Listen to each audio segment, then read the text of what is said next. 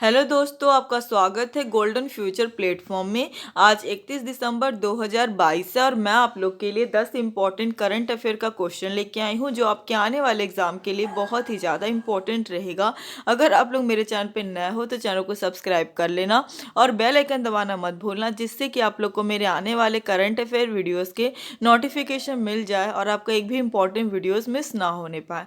आज का हमारा पहला क्वेश्चन है, हाल ही में किस देश के महान फुटबॉलर पेले का निधन 29 दिसंबर को हो गया है? इसका सही आंसर है ऑप्शन ए ब्राजील। ब्राजील देश के महान फुटबॉलर पेले का निधन 29 दिसंबर को हो गया है। इंपॉर्टेंट पॉइंट से देख लेते हैं हम लोग। ब्राजील के महान फुटबॉलर और रिकॉर्ड 3 विश्व कप जीतने वाले पेले का निधन हो गया। वह 82 वर्ष के थे। सदी के सबसे बड़े फुटबॉलरों में शुमार पेले का 2021 से मलाशय के कैंसर का इलाज चल रहा था। वह कई बीमारियों के कारण पिछले महीने से अस्पताल में भर्ती थे। उनके एजेंट जोए फ्रेगा ने उनके निधन की पुष्टि की है। हमारा अगला क्वेश्चन है, हाल ही में भारत और किस देश के बीच मुक्त व्यापार समझौता लागू हुआ है? इसका सही आंसर है ऑप्शन बी, भारत और ऑस्ट्रेलिया देश के बीच मुक्त व्यापार समझौता लागू हुआ है। इंपॉर्टेंट पॉइंट से देख लेते हैं हम लोग। भारत ऑस्ट्रेलिया आर्थिक सहयोग और व्यापार समझौता 29 दिसंबर 2022 से लागू हो गया है। दोनों देशों ने इस साल 2 अप्रैल को इस समझौते पर हस्ताक्षर किए थे। वहीं 21 नवंबर 2022 को ऑस्ट्रेलिया की संसद ने इस समझौते को अपनी मंजूरी दी, तो वहीं भारत में भी इस समझौते को कैबिनेट की मंजूरी मिल चुकी है। दोनों ही देशों के लिहाज से इस समझौते को काफ़ी अहम समझा जा रहा है। हमारा अगला क्वेश्चन है, हाल ही में आदिवासी मंत्रालय ने फ्यूचर इंजीनियरिंग प्रोग्राम के लिए किसके साथ साझेदारी की है? इसका सही आंसर है ऑप्शन ए अमेजॉन। अमेजॉन के साथ आदिवासी मंत्रालय ने फ्यूचर इंजीनियरिंग प्रोग्राम के लिए साझेदारी की है। इंपॉर्टेंट पॉइंट से देख लेते हैं हम लोग। केंद्रीय जनजातीय मामलों के मंत्रालय ने अमेजॉन के सहयोग से एकलव्य आदर्श आवासीय विद्यालयों के शिक्षकों के लिए 2 दिवसीय कंप्यूटेशनल कौशल प्रशिक्षण कार्यक्रम की शुरुआत की। National education society for tribal students ने लर्निंग लिंक्स फाउंडेशन के साथ साझेदारी में अमेजॉन फ्यूचर इंजीनियरिंग प्रोग्राम को लागू करने के लिए EMRS शिक्षकों के लिए 2 दिवसीय कार्यक्रम का आयोजन किया गया है। हमारा अगला क्वेश्चन है, हाल ही में किस राज्य में 2 साल बाद धनु यात्रा का आयोजन हुआ है? इसका सही आंसर है ऑप्शन बी ओडिशा। ओडिशा राज्य में 2 साल बाद धनु यात्रा का आयोजन हुआ है। इंपॉर्टेंट पॉइंट से देख लेते हैं हम लोग। ओडिशा में आयोजित होने वाले मशहूर धनु यात्रा महोत्सव ओडिशा के बरगढ़ कस्बे में शुरू हो चुका है और इस वर्ष इस महोत्सव को 75 वर्ष पूरे हो जाएंगे।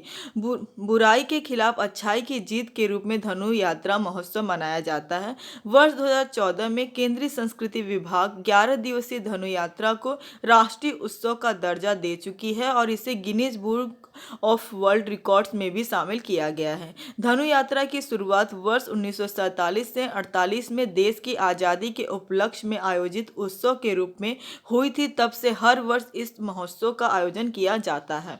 हमारा अगला क्वेश्चन है, हाल ही में कहाँ पहला अंतर्राष्ट्रीय समुद्र तट महोत्सव आयोजित हुआ है? इसका सही आंसर है ऑप्शन ए केरल। केरल राज्य में पहला अंतर्राष्ट्रीय समुद्र तट महोत्सव आयोजित हुआ है।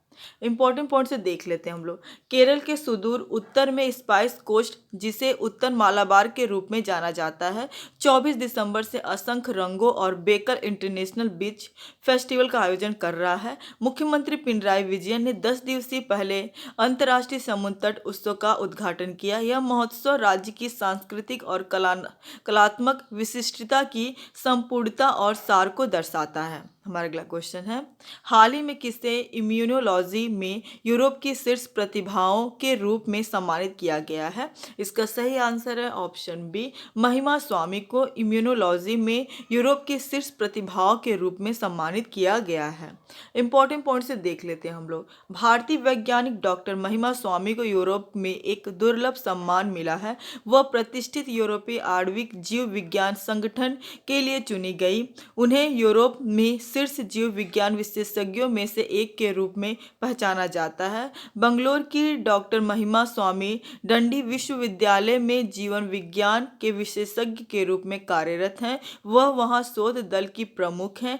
टीम अंत में प्रतिरक्षा का अध्ययन कर रही हैं। हमारा अगला क्वेश्चन है, हाल ही में राष्ट्रपति द्रौपदी मुर्मू ने किस राज्य के 2 मंदिरों में प्रसाद परियोजना की आधारशिला रखी है? इसका सही आंसर है ऑप्शन ए तेलंगाना। राज्य में राष्ट्रपति द्रौपदी मुर्मू ने 2 मंदिरों में प्रसाद परियोजना की आधारशिला रखी है। इंपॉर्टेंट पॉइंट से देख लेते हैं हम लोग। राष्ट्रपति द्रौपदी मुर्मू ने तीर्थ यात्रा, कायाकल्प और आध्यात्मिक विरासत संवर्धन अभियान प्रसाद योजना के तहत तेलंगाना के भद्राचलम तीर्थ में सुविधाओं के विकास के लिए परियोजना की आधारशिला रखी। उन्होंने भद्राचलम के प्रसिद्ध भगवान राम मंदिर में पूजा अर्चना की। मुर्मू ने कहा कि पर्यटन लोगों की आजीविका के अवसरों और आय को बढ़ाता है और स्थानीय अर्थव्यवस्था को भी मजबूत करता है। राष्ट्रपति ने प्रसाद के तहत तीर्थ स्थलों के विकास के माध्यम से आध्यात्मिक और सांस्कृतिक पर्यटन को बढ़ावा देने के लिए पर्यटन मंत्रालय की सराहना की। हमारा अगला क्वेश्चन है, हाल ही में किसे आईसीसी इमर्जिंग प्लेयर अवार्ड के लिए नामित किया गया है? इसका सही आंसर है ऑप्शन डी उपर्युक्त सभी आईसीसी इमर्जिंग प्लेयर अवार्ड से सम्मानित किया गया है। इंपॉर्टेंट पॉइंट से देख लेते हैं हम लोग। भारत के युवा तेज गेंदबाज अर्शदीप सिंह को ICC men's emerging cricketer of the year 2022 पुरस्कार के लिए नामांकित किया गया। उनके अलावा दक्षिण अफ्रीका के तेज गेंदबाज मार्को जानसेन, अफगानिस्तान के सलामी बल्लेबाज इब्राहिम जादरान और न्यूजीलैंड के सलामी बल्लेबाज फिन एलन को भी नामित किया गया है। Women's emerging cricketer of the year के लिए भारत की तेज गेंदबाज रेणुका ठाकुर और बल्लेबाज यास्तिका भाटिका को नामित किया गया है। इन दोनों के अलावा इंग्लैंड की हरफनमौला खिलाड़ी एलिस कैप्सी और ऑस्ट्रेलिया के तेज गेंदबाज डार्सी ब्राउन को भी नामांकित किया गया है। हमारा अगला क्वेश्चन है, हाल ही में किस आईआईटी ने वार्टन क्यूएस एजुकेशन अवार्ड 2022 जीता है? इसका सही आंसर है ऑप्शन सी आईआईटी मद्रास ने वार्टन क्यूएस एजुकेशन अवार्ड 2022 जीता है। इंपॉर्टेंट पॉइंट से देख लेते हैं हम लोग। भारतीय प्रौद्योगिकी संस्थान मद्रास यानी आईआईटी मद्रास ने वार्टन क्यूएस रीडमेजिन एजुकेशन अवार्ड्स के में महत्वपूर्ण पहचान हासिल की। डेटा साइंस और एप्लीकेशन में बीएस ने सर्वश्रेष्ठ ऑनलाइन कार्यक्रम श्रेणी में रजत जीता, जबकि आईआईटी और आईआईएससी की संयुक्त पहल एनपीटीईएल ने आजीवन सीखने की श्रेणी में स्वर्ण जीता। वार्टन क्यूएस रीमेजिन एजुकेशन अवार्ड शिक्षा में नवाचार और उत्कृष्टता को बढ़ावा देने वाले शिक्षकों, संस्थानों और संगठनों की उत्कृष्ट उपलब्धियों को मान्यता दिए जाने का उत्सव है। हमारा अगला क्वेश्चन है और आखिरी क्वेश्चन है, हाल ही में लोकायुक्त विधेयक 2022 पारित करने वाला पहला राज्य कौन सा बना है? इसका सही आंसर है ऑप्शन बी महाराष्ट्र। महाराष्ट्र राज्य लोकायुक्त विधेयक 2022 पारित करने वाला पहला राज्य बन गया है। इंपॉर्टेंट पॉइंट से देख लेते हैं हम लोग। महाराष्ट्र विधानसभा ने 28 दिसंबर को लोकायुक्त 2022 पारित किया, जो पेज और मंत्रिपरिषद को भ्रष्टाचार विरोधी लोकपाल के दायरे में लाता है। ऐसा करने वाला वह देश का पहला राज्य है। शिक्षक प्रवेश परीक्षा में कथित घोटाले को लेकर एक दूसरे से बहिर्गमन करने के कारण बिना किसी विवाद से गुजर गए। कैबिनेट मंत्री दीपक केसरकर ने उजागर किया कि किस और कैबिनेट को भ्रष्टाचार विरोधी लोकपाल के दायरे में लाने का प्रावधान है।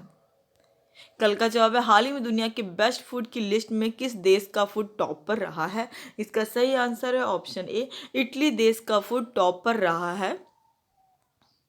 हमारा आज का सवाल है, हाल ही में भारतीय सेना का अगला इंजीनियरिंग इन चीफ किसे नियुक्त किया गया है? इसका सही आंसर आप लोग कमेंट बॉक्स में दीजिएगा। आज के लिए बस इतना ही। Thank you for watching.